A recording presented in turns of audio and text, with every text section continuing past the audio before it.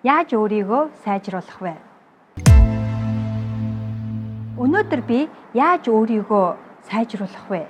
Яаж өөрийгөө одоо байгаагаасаа илүү дээр хүн болгох вэ тухай ярихыг хүслээ. Таны яг одоо энэ байгаа байдал таны өнөөдрийн амьдралыг бий болгосон.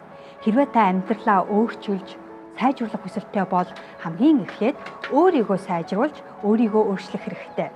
Би Forbes.com дээр байсан нэгэн нийтлэлээс хэрвээ та өөрийгөө сайжруулахыг хүсвэл, хэрвээ та өөрийнхөө үн цэнийг өсгөхийг хүсвэл өөрийгөө зах зээл дээр өрсөлдөж буй бүтээгдэхүүн гэдгээр хараад үзээрэй гэдгийг уншиж байсан. Би үүнтэй санал нэг байна. Яагаад гэвэл амжилттай яваа компаниуд өөрсдийн гаргасан бүтээгдэхүүнээ амжилттай борлуулахын тулд бүтээгдэхүүнээ жилийн жилд сайжруулж, шинчилж байдаг.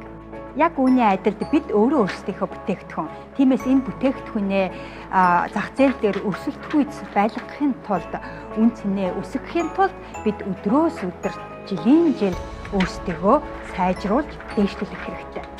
Үүний тулд өөрийнхөө үн цэнийг, эрүүл мэндийг, мэдлэг, чадвар, ааш зан, өөртөөгөө харьцах харьцаа, бусдтай харьцах харьцаа гэж бүгдийг нь гадна дотнгүй өнгөлөн сайжруулах хэрэгтэй.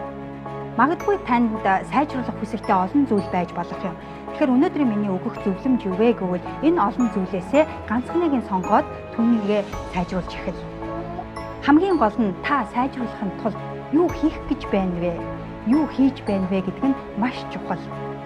Өөрийгөө сайжруулмаар л байна. Өөрийгөө яаж сайжруулах вэ гэж бодоод яваад байх юм бол бид бодоод л яваад байна. Тиймээс дахин хэлье. Хамгийн гол нь өөрийгөө сайжруулахын тулд та юу хийх гэж байна вэ? Та юу хийж байна вэ гэдэг нь маш чухал. Заримдаа бид өөрсдийгөө сайжруулахын тулд нэг хүнтэй жимэнд явах гээд эсвэл нэг хүнтэй сургалтанд хамрагдах гээд өөрсдийгөө зовоогоод байдаг. Тэгээд санхүүгийн боломжгүйгээс болоод үүнийг хойшлуулах тохиолдол бий. Тиймээс өөрийгөө сайжруулахын тулд заавал үнэтэй жимэнд явах шаардлагагүй, заавал үнэтэй сургалтанд хамрагдах шаардлагагүй. Зөвхөн өдөр тутмын хийдэг маш энгийн жижиг зүйлээс эхлэх нь зүйтэй гэж би бодож байна. Жишээлбэл миний анхны өөрийгөө сайжруулах алхам нүүр гарын альчуураа хэрглэж дуусны дараагаар эвхэж тавих дадлыг эзэмших байсан. Үүнийгээ би өдөр болгон давтаж хийснээр би одоо нүүр гарын альчуураа эвхэж тавьдаг сайхан дадалтай болсон.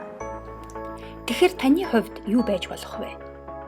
Цагаан будаага бор будаагаар орлуулах, 5 тамхи татахын оронд 3-ыг татах, өдөрт 30 минут ном унших, орой 20 минут гадуур алхах, хувцас тайлаад тэр доор нь эвхэж сурах, өглөө болгон 1 литр ус ууж хэвших, өдөр бүр 5 минут амжилтын тарин нүрэх, орой унтахаас өмнө маргааш хийх ажлаа төлөвлөж сурах, зорилгоо цаасан дээр бичиж өдөр бүр түүнийгээ уншиж өөртөө сануулах, амжилтын дэвтэр нээж түүнийгээ хөтлөх, хүмүүст урам хайрлаж сурах гэдэл юу байж болох вэ?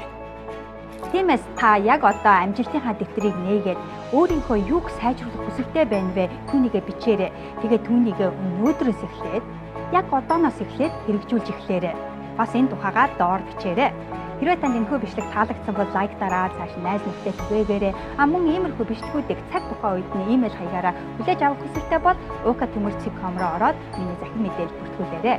Хүс, хий, хүр зөвхөн таны өөрийн хүсэл эрмэлзэл таныг амжилтанд хүргэнэ. Ukatomor, Los Angeles.